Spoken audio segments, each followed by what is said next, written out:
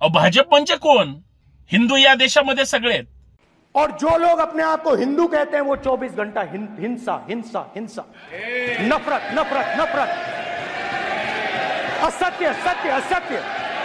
आदरणीय सभापति जी, अब जो हो रहा है, कल जो हुआ है, वो गंभीरता से लिए बिना संसदीय लोकतंत्र को हम रक्षित नहीं कर पाएंगे। आदरणीय सभापति जी, इन हरकतों को बालक बुद्धि कह करके, बालक बुद्धि मान करके हम नजरअंदाज नहीं करना चाहिए।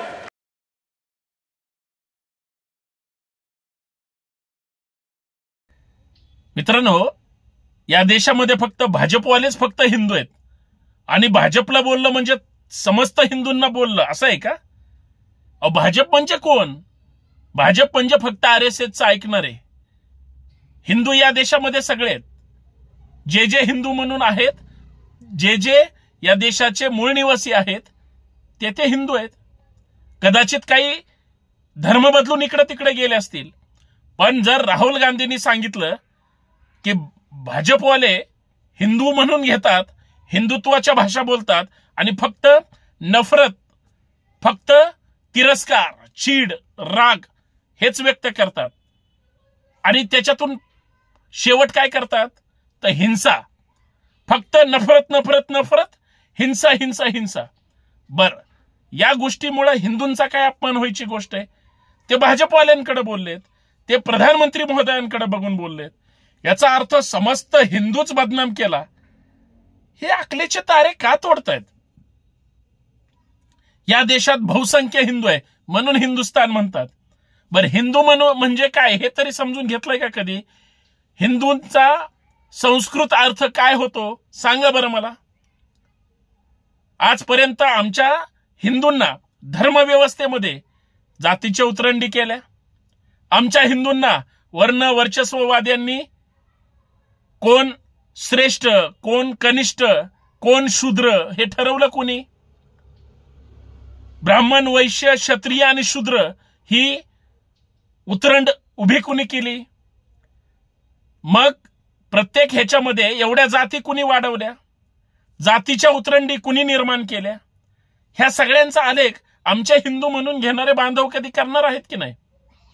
आम्हाला अभिमान आहे की या देशामध्ये किंवा महाराष्ट्रामध्ये सुद्धा प्रत्येक जातीमध्ये विभागलेला समाज धर्माने तरी एकत्र येतो, पण धर्माच्या नावावर राजकारण करणारे बरोबर धर्माची गोळी अशी खाऊ घालतात की झिंजिने आल्याशिवाय राहत नाही।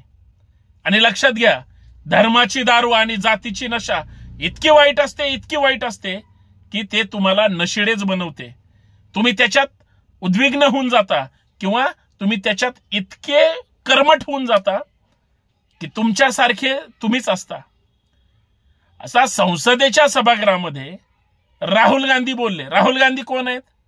हिंदू नाही आहेत का ते? ते कुणाबद्दल बोलले? आमचं इथलं महाराष्ट्रातलं धर्म परंपरेने, मग तो हिंदू असेल, मुस्लिम असेल, सिख असेल, ईसाई असेल, ही सगळी माणसं प्रत्येकाचा धर्म हा अहिंसाच शिकवतो। हिंदू धर्मात असं कुठं सांगितलंय का की हिंसा करा म्हणून? मुस्लिमात सांगितलंय का? अजून कुठल्या धर्मात सांगितलं? सगळे अहिंसावादी आहेत, पण लोक जे वागताना जे कृती करतात ते हिंसक करतात।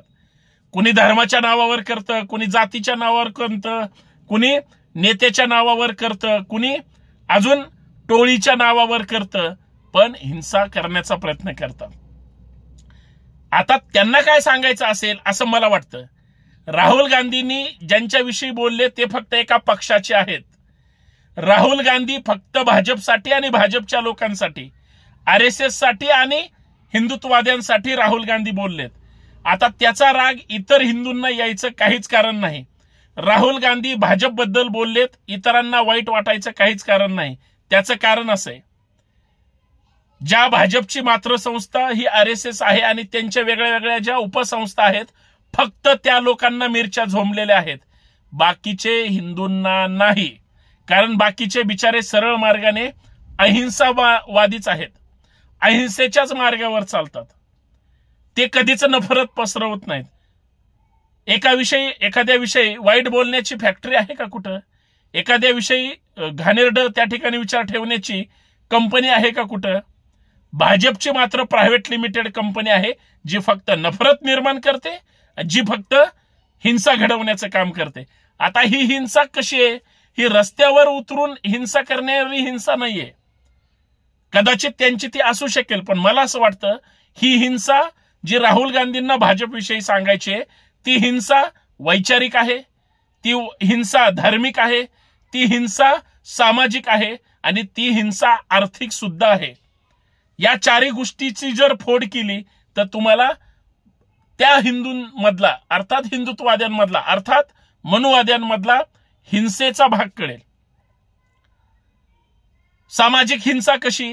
जातीची उतरंडी निर्माण केल्या आणि प्रत्येकाला दाबण्याचं काम केलं. हिंसा आहे की नाही? आर्थिक हिंसा कशी? आज देशामध्ये राम मंदिराच्या नावावर पैसा गोळा केला. ती संस्था कोणाची माहिती आहे का? RSSनेच राम मंदिर न्यास ही संस्था स्थापन केली. गोळा केलेला पैसा RSSच्याच ताब्यात आहे.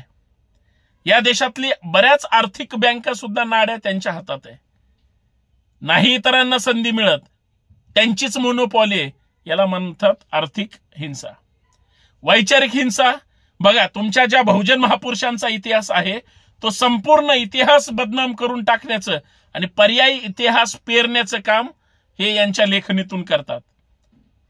एक विशिष्ट जातीचेच लोक, मनुवादीच लोक हे जाणीवपूर्वक बहुजनांचा इतिहास दाबण्याचा, खोटा सांगण्याचा, मांडण्याचा आणि लादण्याचं काम करतात. त्याला म्हणतात वैचारिक हिंसा. म्हणजे ह्या हिंसा सुद्धा यांच्या धार्मिक संकल्पनेतून वेगळ्या आहेत. सामाजिक हिंसा सांगितली. सामाजिक सुद्धा तुम्ही पाहिलंय की जाती जातीमध्ये वेगळ्या वेगळ्या माध्यमातून तेढ निर्माण करायची, वेगळ्या वेगळ्या निर्माणातून असंतोष निर्माण करायचा, जाती जातीत वाद लावायचे, धर्माधर्मामध्ये वाद लावायचे, दंगली झाल्या तरी दुसऱ्याच्या होतील. हे मात्र घरात निवांत असतात. आदेश देणारे ह्यांची लोक असतात घरात बसून, पण तो कुणी दिलाय हे शेवटपर्यंत कळत नसतं. कदाचित त्यांना ती हिंसा म्हणायचं असेल, ती सामाजिक हिंसा. म्हणजे मला असं वाटतं ह्या 4-5 हिंसा याच कारणीभूत असाव्यात आणि याच्यातूनच असंतोष निर्माण होतो आणि मग जे काही राज्यात देशात घडायचं ते घडत असतं. पण अहिंसावादी जी लोक आहेत, जे हिंदू अहिंसावादी आहेत, ते प्रत्येकाचा सन्मान करतात, प्रत्येकाला सन्मानाने वागवतात, कुणाचाही द्वेष, मत्सर किंवा ममत्व कुणाविषयी वाईट मनात ठेवत नाहीत. नफरत की जड़ को उखाड़कर फेक देते हैं, उसे अहिंसा कहते हैं. पण ह्यांचं तसं नसतं. म्हणून राहुल गांधींना ते सांगायचं. यांनी असं घेतलं जसं काय हेच देशामध्ये हिंदू आहेत आणि बाकीचे काय डाउनलोड केलेत का? बाकीचे हिंदू हिंदू नाहीयेत, हेच फक्त हिंदू हिंदू आहेत का? याचा अर्थ फक्त भांडवल करतात, बाकी काही नाही. बाकी जनता तर सुज्ञ. मित्रांनो, कोणी काहीही म्हणू द्या, आपली लोक कुठल्याही पक्षात असू द्या, विचारात असू द्या, माझी सगळ्यांना हात जोडून विनंती असते, या देशाला किंवा या राज्याला पुढे घेऊन जायचं असेल, हा देश हे राज्य जर समृद्ध करायचं असेल, तुम्ही ज्या ज्या ठिकाणी काम करताय तिथं टॉपला जाऊन काम करा, मोठ्या विचाराने काम करा आणि सगळ्यांना सोबत घेऊन काम करा. भले वैचारिक मतभेद असू द्या, मनभेद कधीच नसले पाहिजेत, एवढी माफक अपेक्षा आहे. धन्यवाद. सबका भला हो. जय जिजाऊ, जय शिवराय.